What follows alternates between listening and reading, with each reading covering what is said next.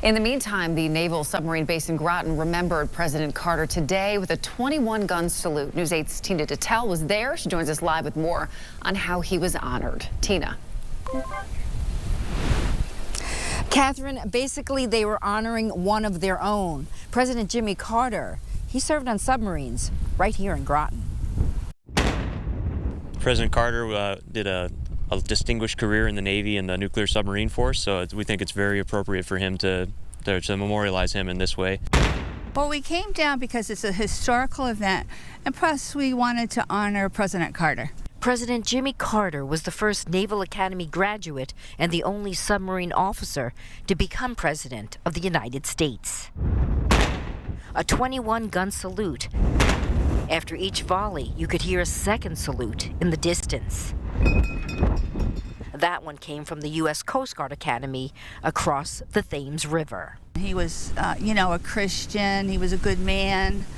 And after he got out of office, he did good things. The 39th president first arrived at the submarine base in 1948. He served aboard the USS Pomfret and then the USS K-1, where he qualified for command of submarine, which makes today's salute at the Submarine Force Museum even more fitting.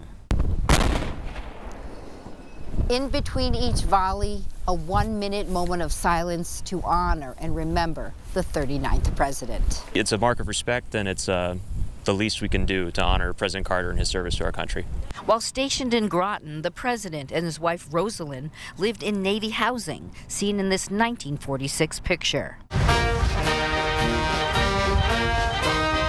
They would return to Groton on June 5, 2004 for the christening of the USS Jimmy Carter, the final Seawolf-class submarine. Their daughter Amy looked on as the president paid tribute to his wife.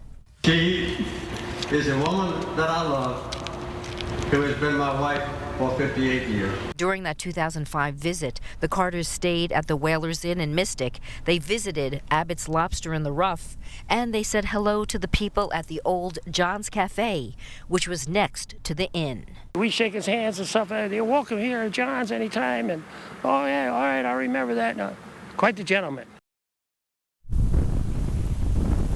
Yeah, he was certainly fondly remembered here in southeastern Connecticut, as well as throughout the world.